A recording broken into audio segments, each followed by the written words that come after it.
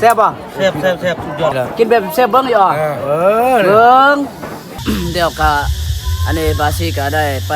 ผูกแขนตรงหลังอันนี้พัวมาอยู่เนาะแต่ว่าบางคนก็ได้ผูกแขนแล้วนะนี่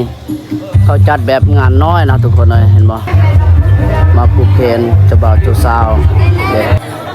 เอามือกองเยี่ยมเลยเด้อสืบต่อบรรยากาศเข้ามาก่อนมาเจอเลยครับ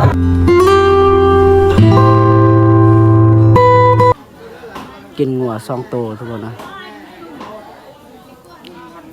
จัดการแล้วตัวอันนี้ตัวนึง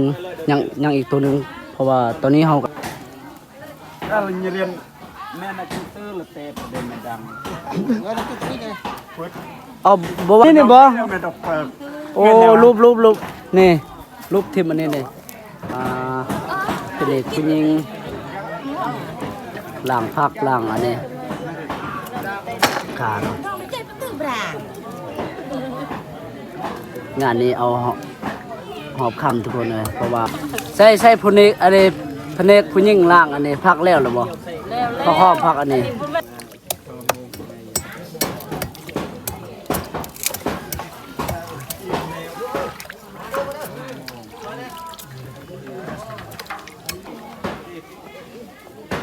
ยกก็แห้งนอกเดียวกันเปล่าไอ้ยักษ์อะไรทีโอ้ยยังตัวสุดท้ายดึกหมดยางเพื่อนยังตัวสั่งตัวแม่ตัวผู้บ่นี่ตัวเทิกบ่ตัวเทิกโอ้ยจับโอ้แน่นทุ่มนะที6 ล้านทั้งหมดเลย6 ล้านนะแบบ6 ล้านล้านปลายโอ้6 ล้านนะมาดู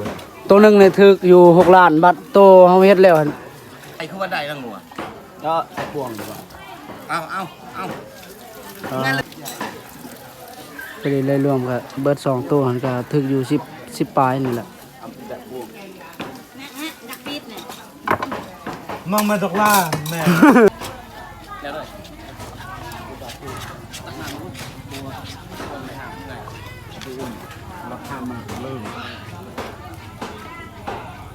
เห็นยังชีรุ่มช็อกเนาะแต่เลยตบโคนสบายเนาะจัดการตัวสุดท้ายบองเราตื้อเลยยุ่ยเลยนะบองเราสบายปีนจักเงยเลยเป็นยาไอ้กระเวียดวีกูพอเฮโอ้กระเวียดกูเลยเป็นยา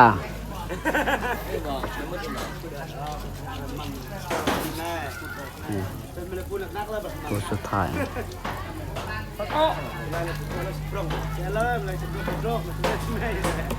งานนี้ต้องเอาหอบดึกและนอนทุกคนทางง่วนเห็นได้เนี่ยเมียนบ่เฮ็ดยังเขาต้องผ่านหัวหน้าก่อนคันเฮาบ่ผ่านนี่จังนั้นมันสิยากโอ้นี่ตามเบิ่งในทรงสิบ่ได้กินเนาะเขาบ่ตามพูดจริงโอ้ง่ายด้วยดิเรื่องนี้ง่ายกลักเนาะนะไปอีบุกเกียบนะให้ตักบ่จินรักมาดินุ่ยเด้อบอกเพื่อเพิ่นง่ายกินย่อๆเด้ยังมาอึบอิ่มดิโอ้เฮ็ดดีบ่มีค่าเนาะโอ้หมูย่อก็ยังว่าได้บ่ตายแล้วเด้บ่ต้องสั่นบ่อยากได้สั่นแล้ว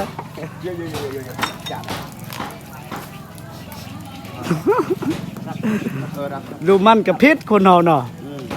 ขี้ข้านี่กับพิษ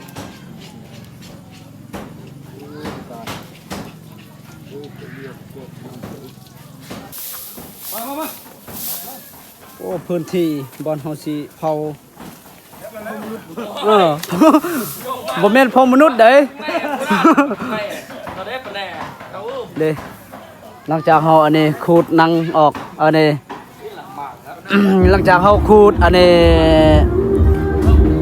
ขูดคนมันแล้วๆเนาะกาสิได้นี่มาเผาอีกเอาเปื้อนอีกแล้ว4-6 คนไทยมูราเนี่ย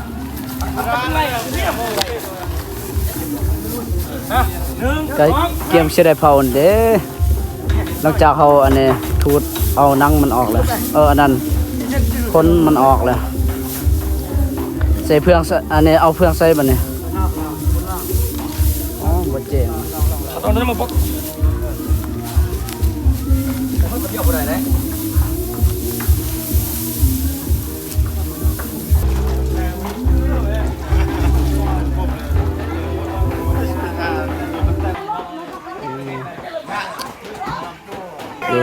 หลังจากเขาเผาแล้วเนาะก็สิได้อันนี้จัดการตัวสุดท้ายเลยนี่งานนี้เขาจัดใหญ่เลย2ตัวนี้ตัวเธอกับตัวแม่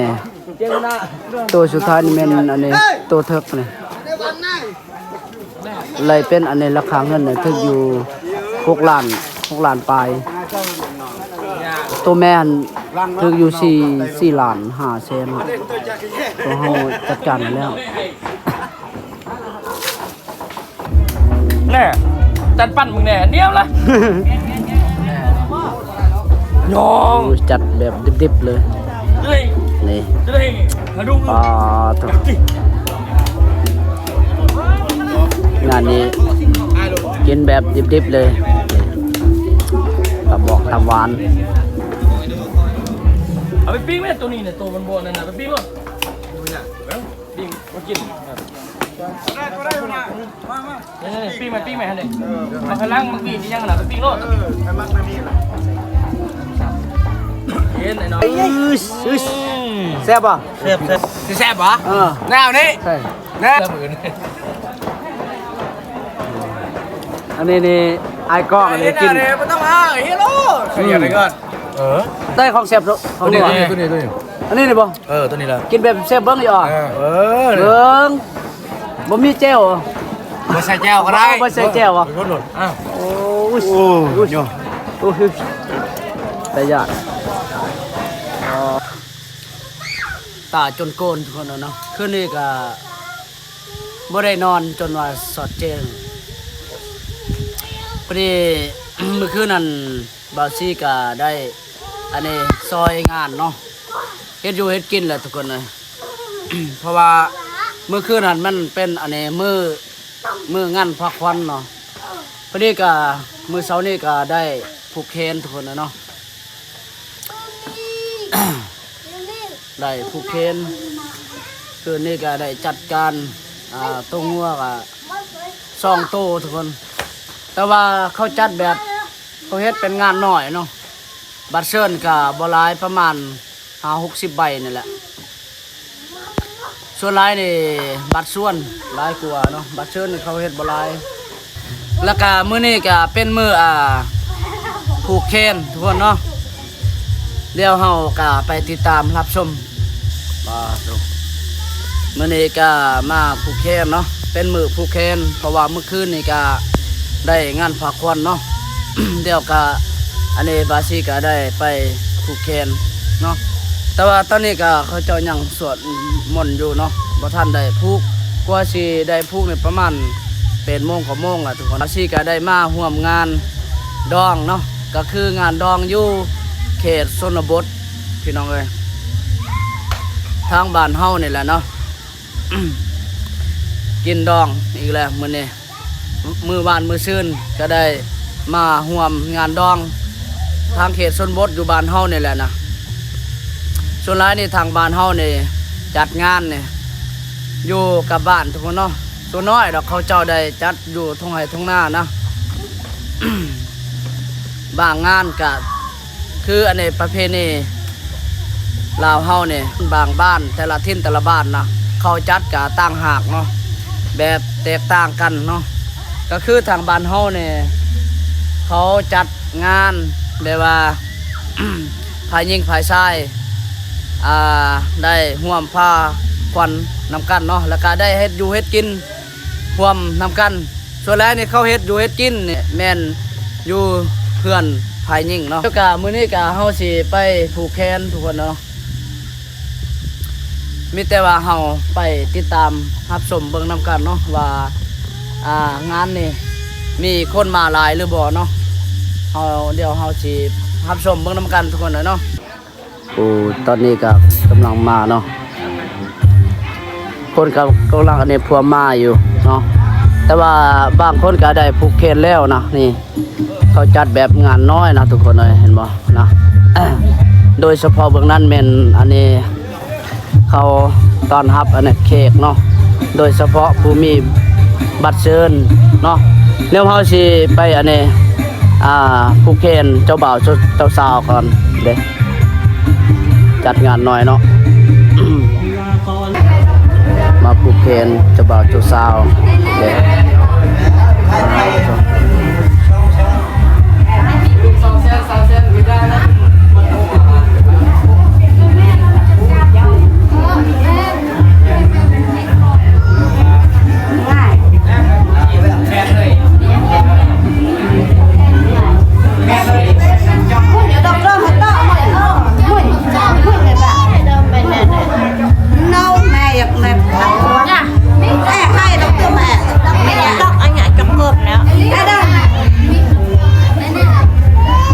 ผูกเคนหรอบ่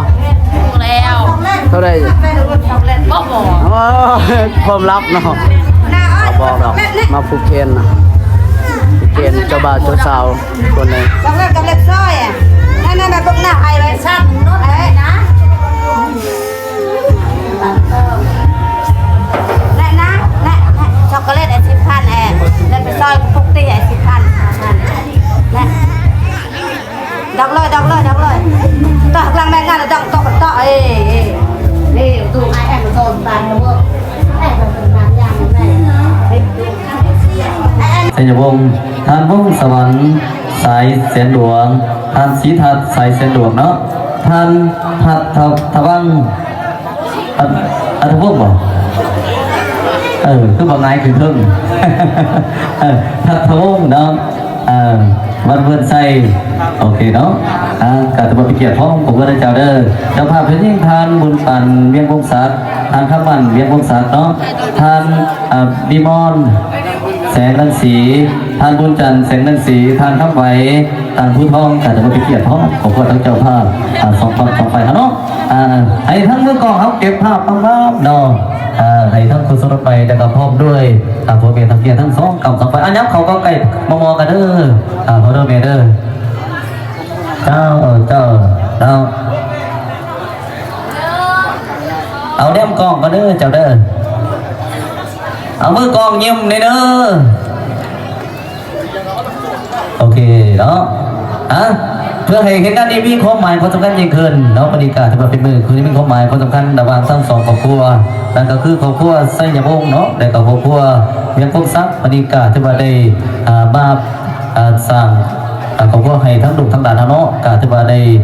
ดีมุกดีใจที่ดุที่ด่านเท่าใดเป็นฟังเป็นฝาเนาะฉะนั้นกาที่ว่าเหตุให้งานในครั้งนี้วันนี้มีความหมายความสำคัญยิ่งขึ้นขอเฮ็ดเชิญตั้งหน้าให้ทั้งเจ้าภาพเนาะสองกับสองฝ่ายขึ้นมีคำเห็นเขาเอาว่าให้ทั้งผู้สรุปใหม่แต่ก็มีคำเห็นโอรบน้ำผีน้ำหนองเนาะการจะกลับไปเกียรติเชิญเจ้าเชิญ